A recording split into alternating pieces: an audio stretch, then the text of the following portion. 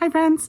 So last night we began our Lenten series on Wednesday evenings of discovering new Lenten practices, contemplative practices or spiritual exercises that we can carry with us not only through the season of Lent, but hopefully long after into our spiritual journeys for the seasons to come. And unfortunately, not all of the practices that we'll be sharing together on Wednesday night translate well into an online format. So our normal Zoom option that we use for worship on Sunday mornings doesn't really make sense for our Wednesday night events during this season.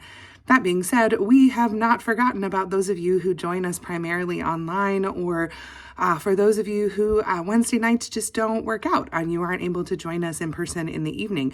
So for the season of Lent, we will be making a weekly video just for you, for those who are not able to join us in person, where we will be explaining a new contemplative practice for the week and giving you the tools that you need to be able to practice it on your own.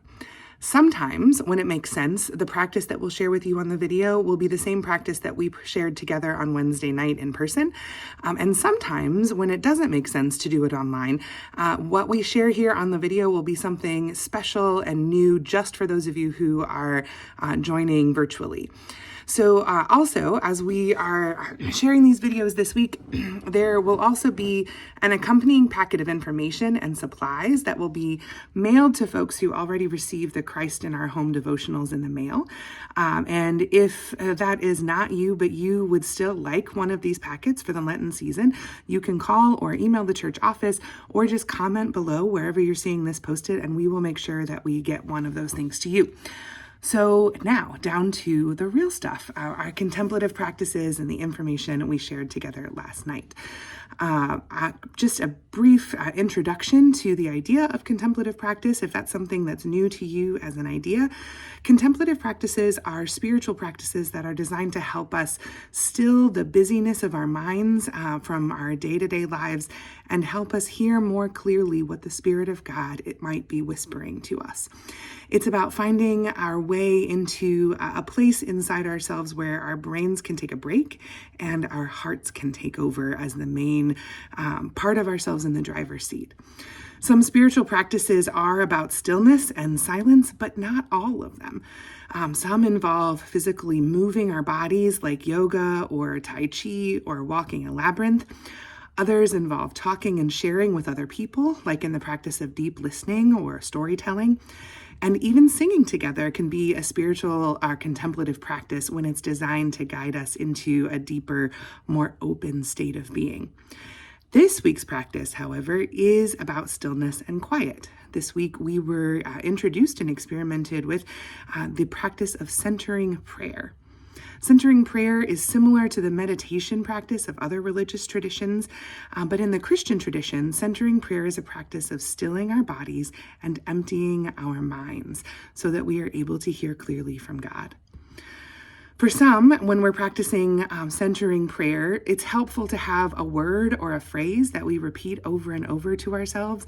For some, that word can just be something like Jesus, or maybe a phrase like "Come, Holy Spirit," or "Be here now." For others, it's a visual image that's more helpful in helping them to get into that place of stillness and quiet. So, for example, for me, an image that I often use is sitting on the edge of a boat in a lake, falling backwards off of the boat under the water.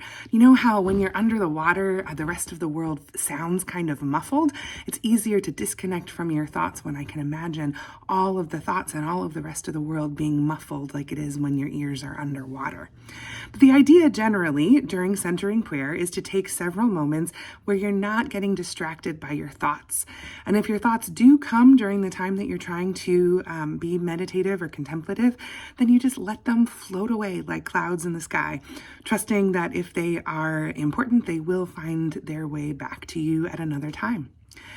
It can seem kind of intimidating at first, but in my experience, first-timers find it much easier than they anticipated.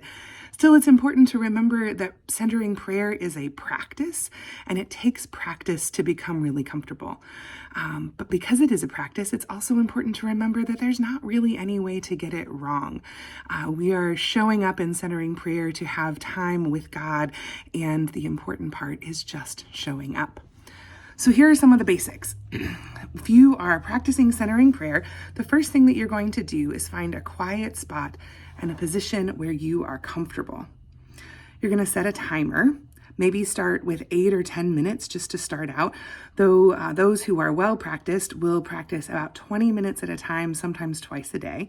But starting out at 8 or 10 minutes is a good way to try long enough that you're going to get a little bit uncomfortable, but long enough that you have the opportunity to really sink into that quiet stillness that we're talking about that sometimes takes a minute to find.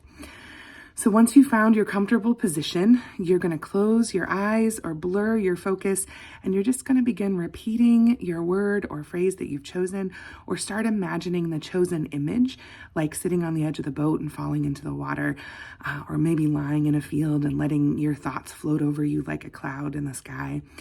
And you're just going to start repeating that word or focusing on that image over and over again until your brain sort of takes a break and you stop thinking thoughts and you just kind of go still and quiet. Now, often, it will happen that you'll get snagged on a thought, or you'll feel your brain start to get busy in the middle of your centering prayer practice, and that's okay.